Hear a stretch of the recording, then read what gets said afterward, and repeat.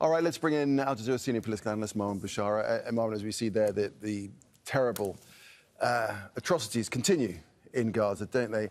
And I just want to bring this point to you. The Israeli Prime Minister Benjamin Netanyahu saying that Israel has no intention of permanently occupying Gaza or displacing its civilian population.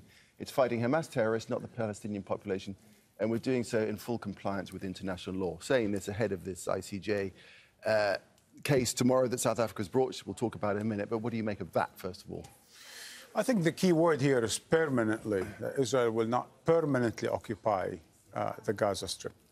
Of course, Israel has, for 56 years, temporarily occupied West Bank, Gaza, and East Jerusalem. It's always temporarily. The biggest problem of all in international relations is when the temporary becomes permanent.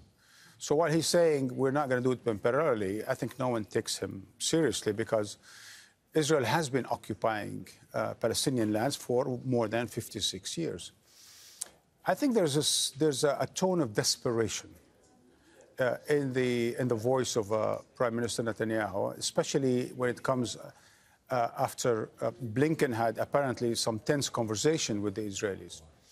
Because you see, I think we need to underline this once and again. I mean, Israel needs to be really grateful to the United States, but not for the obvious reasons, which is arming Israel, financing Israel, shielding Israel international arena, and so on and so forth. These are clear reasons why Israel needs to thank its stars for American assistance. But above all today, Israel should be grateful to America's advice. The fact that Israel has not been listening the past 3 months makes it stupid. I mean, to put it simply and clearly. Because what Biden is telling the Israelis now, for example, is that there is a court, the oldest, the world's court, the ICJ, the International Court of Justice, is discussing your genocide. You, presumably the sons and the grandchildren of the Holocaust survivors, you are being accused of genocide today. And that's happening tomorrow morning at The Hague. Absolutely. At the start of the process. And there's a good case to be made, and that's why the ICJ is discussing it. And South Africa, with a long history of being victim of apartheid and international silence and so forth, is the one that's bringing the case with the International Court.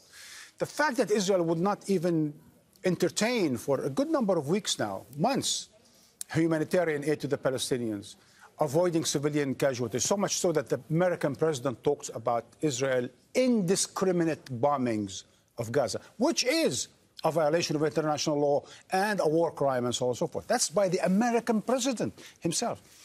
So Blinken and other American officials have been urging the Israelis to act more diplomatically, more humanely, keep up the appearance, at least, as the United States have been doing, of respecting human rights and the value of human life, right? But Israel has not been doing so.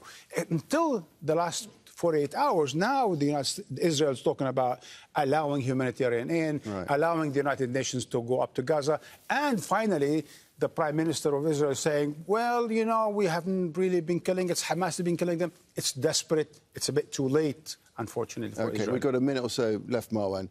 So this case, as I say, coming before the United Nations top court, the ICJ, in The Hague tomorrow. And it's going to go on for some time, for months, maybe even years, but what could come from it is this interim measure which would aim to halt Israel's ongoing assaults. What are the prospects of that, do you think? I think it's somewhere between possible and probable. More, I lean towards probable. There's a very good case made by the South African. I read it a couple of times. The case is very strong against Israel for the way it conducted this war. Unfortunately, I must emphasize that the Palestinians in Gaza will not be watching the proceedings of the court because they are too busy dying. They are too busy looking for shelter. They are too busy looking for clean water and food in Gaza. So the people who are being discussed at The Hague absolutely have no time to watch because they are dying. They are in hospitals and they are taking care of their loved ones. So this will be somewhere between possible and probable. Hopefully there will be a decision by the court to ask Israel to cease and desist. basically to stop the war until further discussions at the court. Will Israel listen? Probably not. Most probably not. Will the United States put then more pressure? Hopefully, yes. All right. Well, we'll see how things pan out from tomorrow. Marwan, for the time being, thanks very much.